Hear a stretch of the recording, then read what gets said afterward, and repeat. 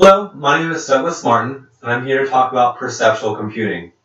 From the dawn of time, we've always progressed forward. We started with just our hands, moved on to tools to make our life easier, and eventually our tools evolved in the mechanical world. In the mechanical world, we went into the digital age. From here, we reached the computer. It started with the punch cards, then we moved into the keyboards and typing. From typing, we moved to clicking and dragging with the stately mouse. As technology advanced and went smaller and smaller, we moved on to tapping and swiping. The next phase is finally upon us, and is known as perceptual computing. This next stage of the evolution of computer interaction is making its way into three-dimensional space, breaking away from the two dimensions. Perceptual computing is an umbrella term that encapsulates facial tracking, close-range finger tracking, close-range gesture tracking, speech recognition, and augmented reality. With this new developing technology, we will be able to enhance and redefine what we think of entertainment, accessibility, medical, education, and business. We will be discussing the backbone of technology, fuzzy logic and how it works, what you can do with this technology, what issues it has, and touch on why I chose to research this project. From the humble roots, starting with fuzzy logic. Perceptual computing draws its roots from Lofty A. Zada's theory of fuzzy logic and computing with words. This theory revolves around reasoning and computing with words instead of numbers. One of the draws towards this theory is that it's utilized when uncertainties and variances are to be matched with a number counterpart, when we're looking for more abstraction and less finesse for the exact figures. Additionally, these same variances and uncertainties may be employed to fit into a semblance of normalcy and tractability with low solution cost. Words of labels are granules, which is defined as a fuzzy set of points with an association of the fuzzy set conforming to a role of variables fuzzy constraint. Constraint propagation from the premise to conclusions is essential with computing with words.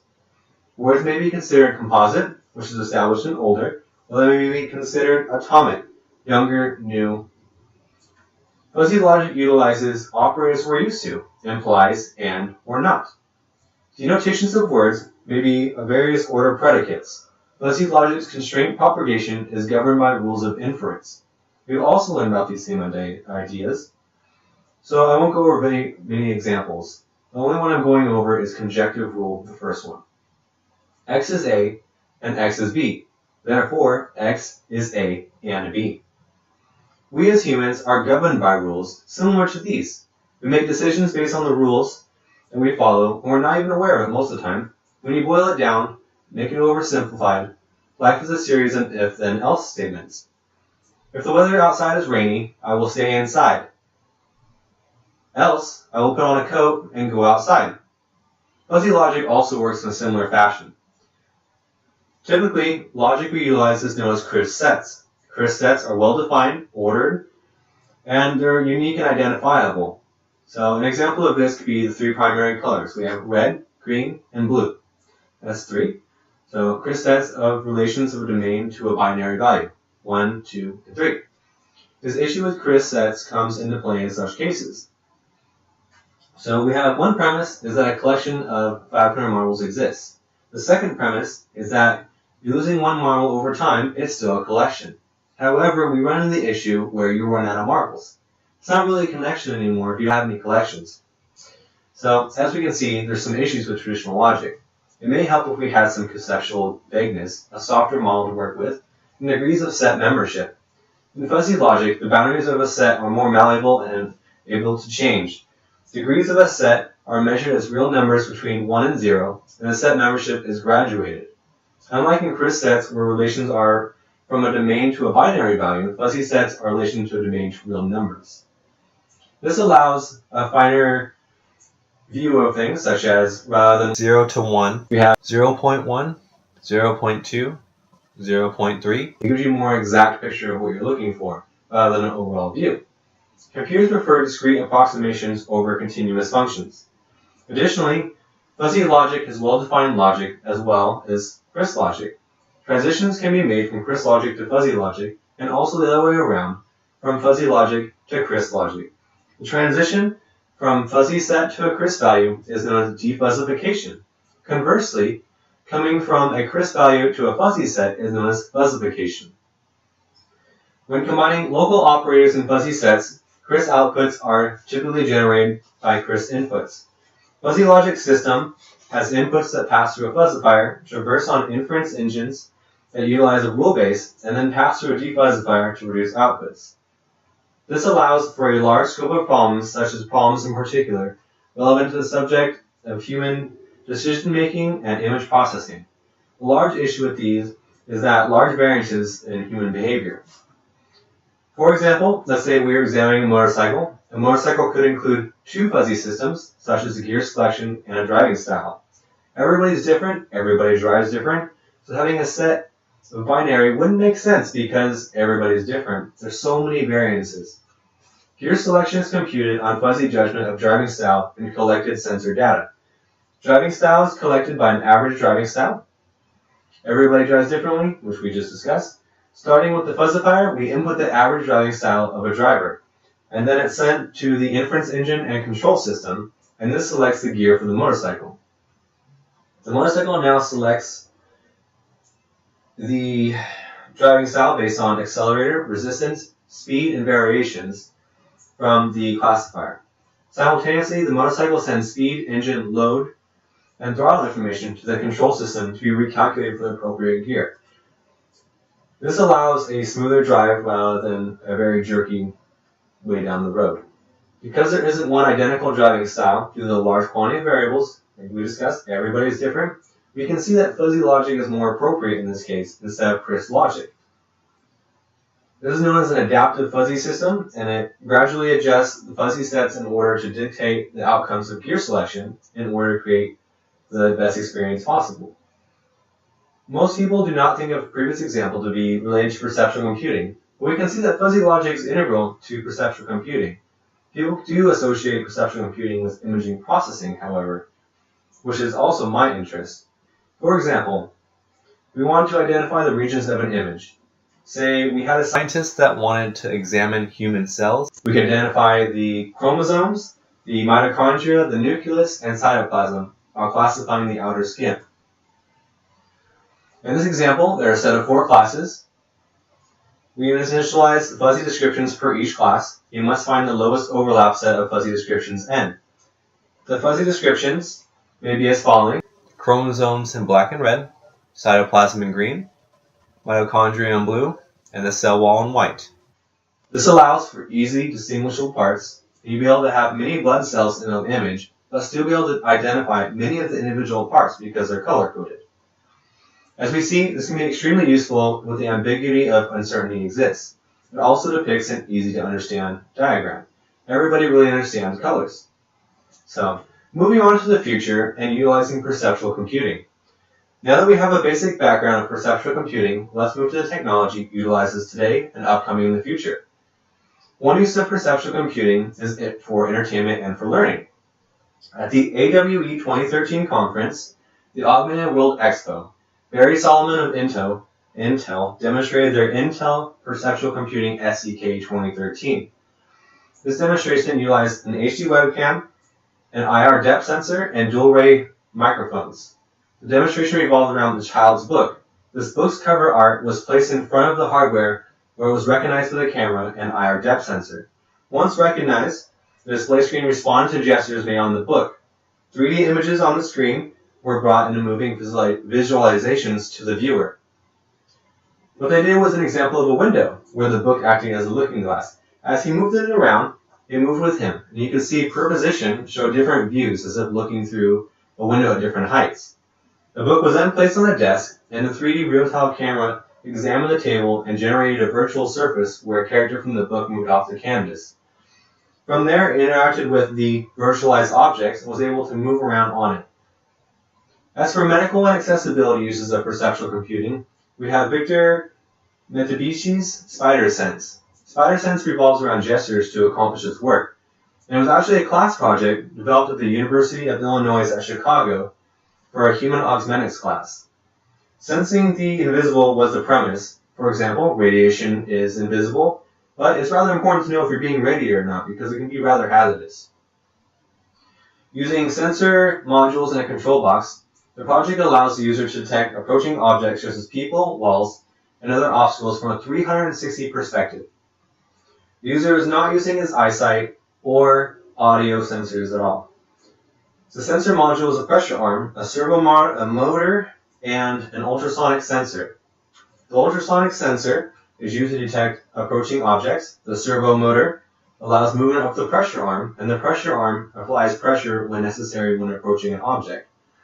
The sensor emits pulses, receives a reflection, and sends the reading to the control box. From the control box, it is processed and it calculates the servo arm angle. The more angle is being pressed, the closer you are to objects. This can be allowed to allow people who are missing senses or have dysfunctional senses, such as difficulty hearing or visual issues. However, because this is only a prototype and developing technology, also a school project based on several $100s, the design is extremely clunky and you would never see it in the real-world applications. However, if this amazing use of technology was picked up by somebody like Intel or Microsoft, we can just imagine where it would come from the future. There are also many uses in business, such as Corning's interactive glass surfaces, such as the multi-attachments device, or also as Microsoft's Microsoft Surface. These devices allow for recognition of devices placed on them, fingers touching using gestures, and more. The multi-attachment surface is built on an interactive cube constructed of Gorilla Glass, embedded projective capacitive touch, and film that allows for holographic pixel formations. It provides interactivity and an image that lets real-time data on systems or customized information for various uses. These can be utilized to provide functionality and efficiency to business meetings, displaying and manipulating charts and information with ease. This also helps people involved and add attention because everybody is touching and manipulating the data rather than having everybody stare at a PowerPoint. There are also many other ingenious tasks taken on by perceptual computing. It does seem rather incredible and futuristic. It seems that whenever a futuristic display is depicted in a book, a movie, or any other thing we're looking at, it's a holographic display that they're manipulating all through the air. There's a lot of draw for this technology because, matter of fact, it's flashy, it's edgy, and it's cool looking. So, as we can expect, Google has taken steps in the augmented reality world with their Google Glass product. Microsoft, as per usual, has come out with the HoloLens. While these may be exciting and may seem like a possible step in the evolution of computer interaction, there are actually drawbacks. These types of devices can have images on screen because in front of our faces, they can superimpose things over our real world just by being on the lens. And say that there was a keypad on one of the lenses and we held our hand out. By touching our hand to areas that were shown on the glass, we can actually interact with the software. For use in everyday life, it can be used for traffic light controllers. This was something rather interesting that I didn't know existed, but I'm really glad it does. Rather than a cycle at a predetermined constant time, which is an older style, which does nothing to alleviate actual driving conditions, perceptual computing and fuzzy logic can be utilized to make real-time decisions and resolve traffic issues. If there are fewer cars waiting behind red lights, there would be less traffic congestion. But how do we do that? With mathematics alone, that can be quite a feat, but fuzzy logic resolves the issue. By utilizing sensors at traffic stops, we can compute the amount of cars at a red light and let the higher amounts of traffic pass through the intersection safely. A sensor would be at the traffic light that counts the cars passing through the light and starts by identifying the number of cars behind traffic lights and calculating the maximum distance of the cars permitted to wait. By adding the amount of cars and dividing the distance, a good estimation can be achieved of how many people are waiting. Through the use of fuzzification, rule evaluation, and defuzzification, the problem is handled effectively. The inputs are cycle time, cars hiding behind red lights, and cars behind green lights. The output is the probability of the current cycle time change. This is known as fuzzification, taking the data and making it more abstract. Then we have to pass it through the rule evaluation to make decisions. Using a series of if-then statements with and/or operators, the system can calculate appropriate numbers of cars for each. This takes about approximately 83 decisions. While it seems like a lot, it is a computer, so it doesn't take up a lot of processing power or time. So to defuzzify, the rules of traverse and outcomes are reached. The lights are changed per the averages. This allows for traffic to flow more freely. freely. Another prime use would be for designers to use them for blank slates. By utilizing a creative user interface, a projector, the IR depth sensor, camera, and a computer running the Intel SDK, the designer can place their product, say a shoe, in front of the camera. The perceptual computing technology allows the camera to map the edges, the overall shape, and the details of the shoe. Once complete, the designer can use projections to project it with an aided projector. The code within the SDK allows for such project. Now that the shoe has been rendered, the projection can be altered, adjusting the colors on the shoe by projecting an image over it. This allows to save time and also is very efficient because it's just light, rather than making new shoes.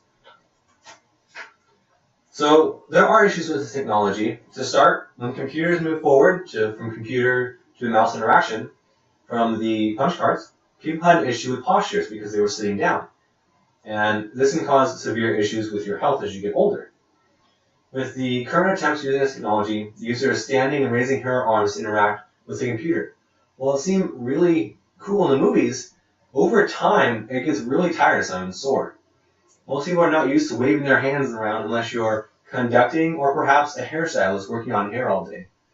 Since this technology is not entirely mainstream or developed, there have not been studies on how this affects the users yet. In addition to health concerns, due to the nature of the interaction with the computer, there's no tactile feedback. There's something to be said for a great many people to feel the press and release of a key and just get that visceral feel from it. It's a big change in the way that we feel and interact with our computers. There will be many who are hesitant to make the transition from this technology and lack such things. This tactile feedback that we know and have always known with interacting with computers may be too much to give up. So, while this is a concern for some, there are also additional concerns to consider. There are issues with voice. It's good for questions, commands, but it's not particularly good for creating or understanding.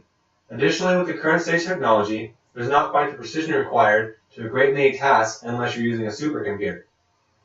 So, for the average user, we're kind of out in the dark. You can just do simple tasks like play games, Fruit Ninja, things like that, using the Wii, Xbox, PlayStation Move, things like that. Additionally, it's rather difficult to perceive where the user's hands are. There's a disconnect. When you're using a computer, you have a mouse to push around or a keyboard to tap. But when you're just waving your hand around, it's hard to imagine where your cursor is on the screen and how you're interacting.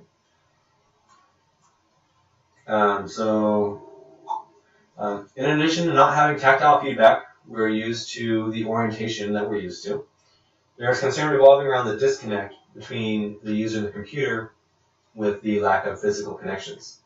Maggie Bernstrom, a neuroscientist who has researched and formatted the concept of finger blindness, states that the density of nerve endings in our fingers is just gigantic. The discrimination is almost as good as that of our eyes. If we don't use our fingers, and if in childhood we become finger blind, this rich network of nerves impovers, which represents a huge loss to the brain and thwarts the individual's overall improvement. Such damage may be likened to blindness itself, perhaps worse, where a blind person may not be able to simply find this object. Finger blind cannot understand its meaning and value with its connection around them. So this concern may be shown through the child's abuse. Children can figure out such devices relatively easy. So a tablet should go easy, we think it's really cute. However, if they play with it more, perhaps they can become finger blind. Instead of the visceral feel of handling an object, picking up a rock, feeling how cold, how textured it is, how our muscles react to lifting it up, and throwing it, perhaps feeling reverberations from it hitting the ground because it's so large, there's a disconnect, and I believe that people are really connected to the environment around them and need that. So, why research this topic? I chose to pursue this topic as it's a trending aspect in technology, and I believe it to be one of the possible futures. I learned a substantial amount during my research on this subject, and I found fuzzy logic particularly interesting, as well as drawbacks that are current and predicted. It's a new way to interact with computers besides a mouse and keyboard, and I think it's really interesting and futuristic.